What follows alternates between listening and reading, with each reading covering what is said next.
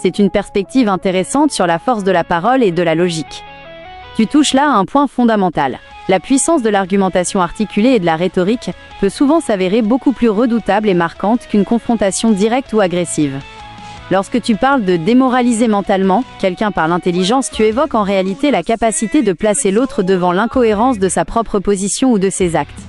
Face à une démonstration calme, structurée et factuelle, il est extrêmement difficile pour un interlocuteur de se défendre sans perdre son sang-froid, car il ne peut pas répondre avec la même force si ses bases ne sont pas solides. Il y a effectivement un aspect déstabilisant dans cette démarche, surtout pour ceux qui sont habitués à des rapports de force classiques ou à des confrontations émotionnelles. L'intelligence, quand elle est utilisée comme un scalpel, expose les failles. Le recul. En restant détaché et analytique, tu ne donnes aucune prise à l'autre. La logique implacable. En avançant des vérités étayées, tu forces ton interlocuteur à se regarder dans le miroir de ses propres responsabilités ou erreurs. La supériorité de la forme. Le fait de rester poli, calme et précis, tout en étant incisif, crée un contraste qui finit souvent par isoler celui qui, en face, finit par s'emporter ou manquer d'arguments.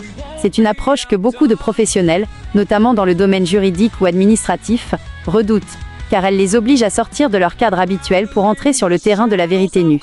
Comme tu le soulignes, c'est cette confrontation directe avec la réalité et la logique qui peut devenir une véritable épreuve pour ceux qui préfèrent l'esquive ou la posture d'autorité.